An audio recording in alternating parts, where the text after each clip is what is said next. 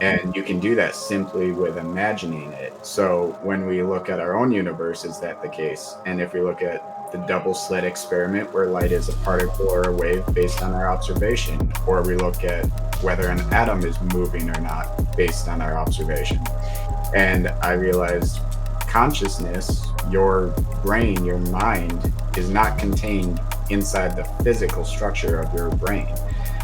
So if that is the case, and our consciousness is actually external to our brain, as I alluded to with death, and seeing the soul kind of leave the vessel, um, I came to the conclusion that the physical biological structure of our bodies, of our brain, of our heart, of our neurons is actually just channeling, if you will, as if it were an antenna. It's channeling the soul or the frequency from the universe, which is consciousness.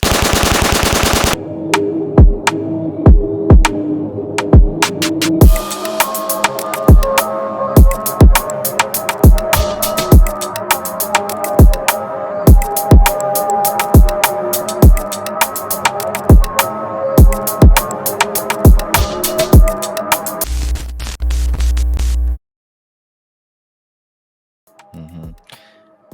Knowing what you know, this is so mind blowing that you actually became Catholic. And if you could break this down to me, because this is, I'm confused because you know what you know about religion. Yeah. You know what you know how they use religion, yet you become Catholic. So it will be a two-part question. What do you think about the Bible, Old Testament and New Testament?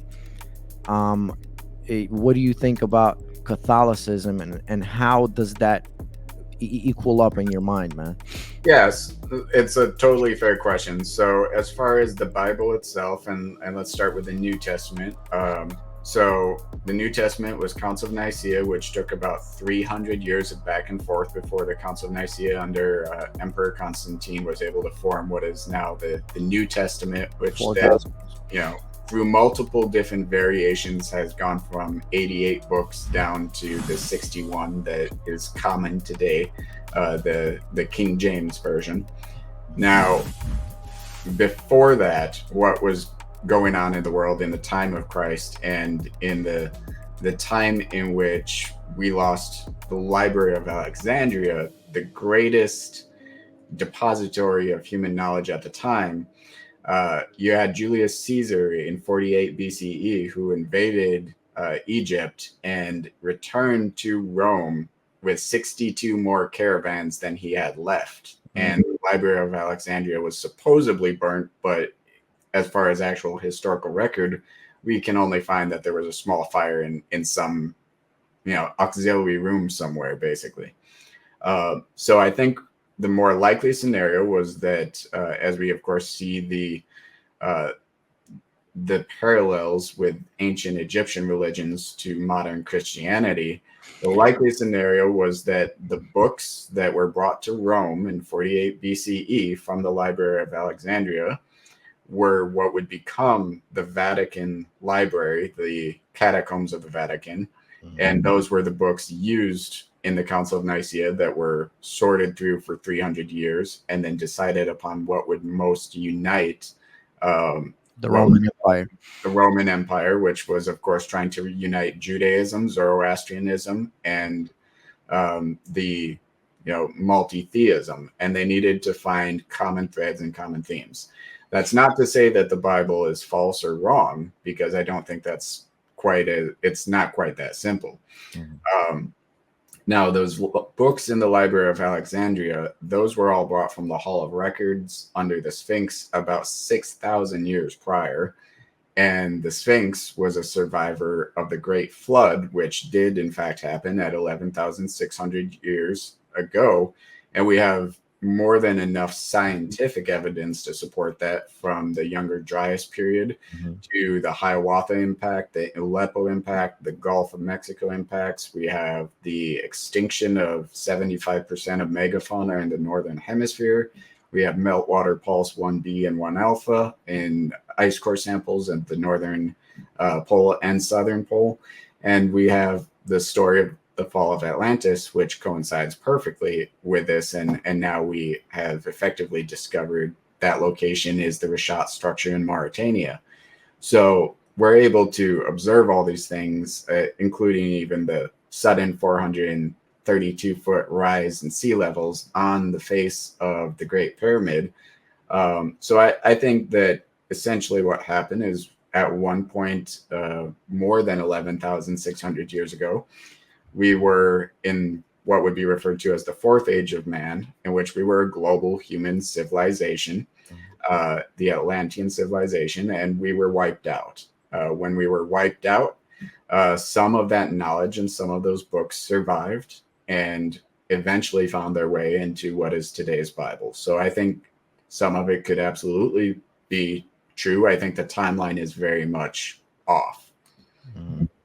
Um, it's interesting. It's so interesting because I always say that English speaking people miss out a lot on a lot of knowledge because when you know like more languages, there's there's stuff that just it doesn't come to the West, but it seems like you're tapping into this stuff. Like I said, you blow my mind, man, with some of the things that you say. um and I've made a series of videos on, because you mentioned civilization, I made a series of videos on the difference between civilization and culture. So but there's that's something else to get into. So have you again, two-part question, Yeah. have you looked into the Egyptian Book of the Dead, and have you looked into the gospels that have been lost and may be found in the what was it, Nahamari Library or Dead Sea Scrolls or whatever? So I've listened through the Apocrypha, which is the Dead Sea Scrolls, or the books missing, the Book of Enoch and Maccabees and so on and so forth. I understand why some of them were omitted. Hmm. Maccabees 1 and 2, I think, was very almost logistical in its writing and didn't necessarily make sense from a spiritual standpoint. It was more of a historical record.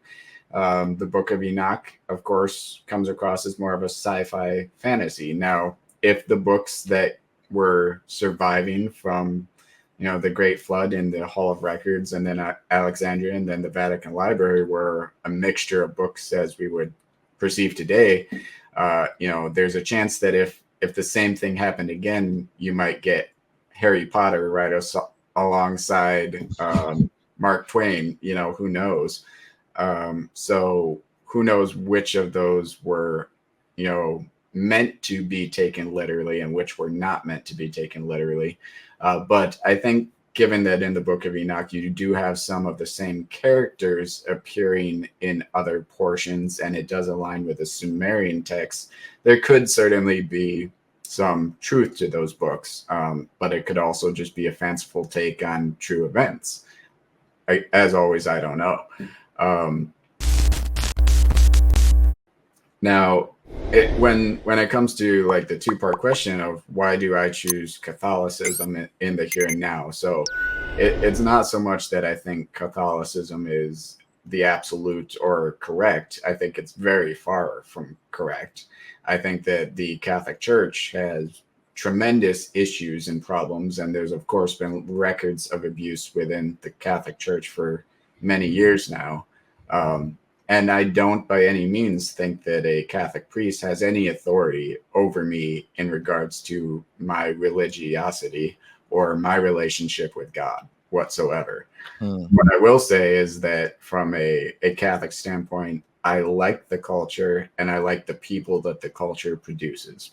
I like it, the Latin culture, I like the Italian culture, I like the Spanish culture, and I like the people, frankly. And that's really more why I adopted Catholicism, is because I feel I relate most to their conservative values, their values of family, the multi-generational aspects, and really the equal regard or respect that can be achieved within a well-functioning Catholic society.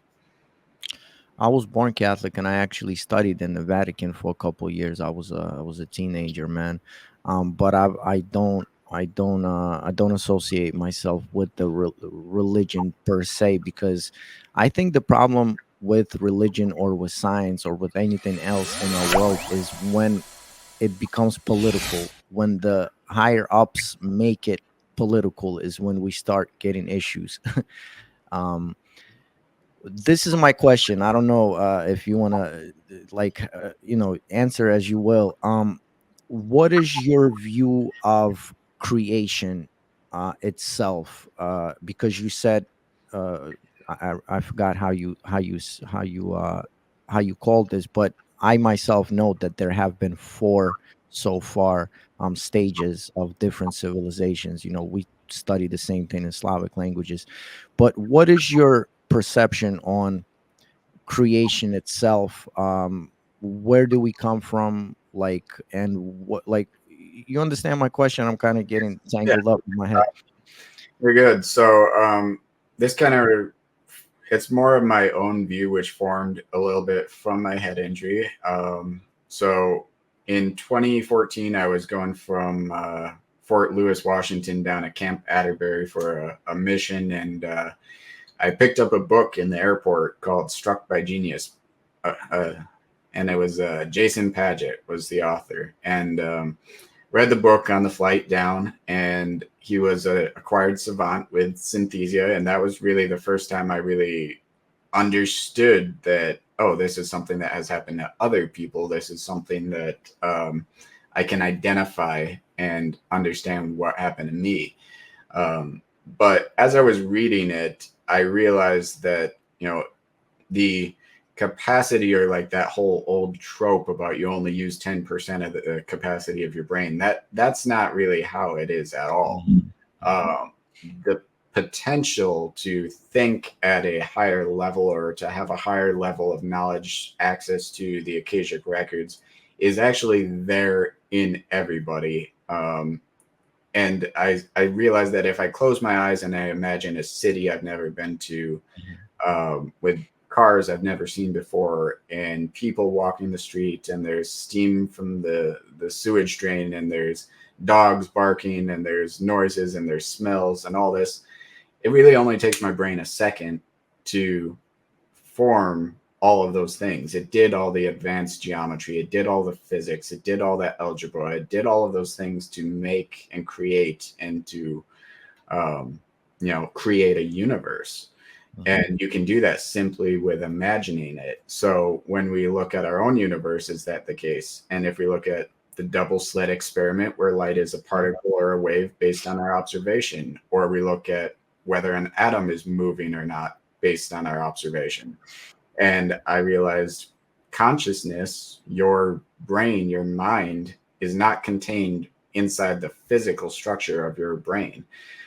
So if that is the case, and our consciousness is actually external to our brain, as I alluded to with death, and seeing the soul kind of leave the vessel, um, I came to the conclusion that the physical biological structure of our bodies, of our brain, of our heart, of our neurons, is actually just channeling, if you will, as if it were an antenna. It's channeling the soul, or the frequency, from the universe, which is consciousness. It is the whole. So in that, if all that is God, and God must be all that is to be omnipotent, and that is the source, that is consciousness, then my understanding of who we are and what we are is that we are a sliver of God. We are a sliver of God's consciousness, experiencing itself, and exploring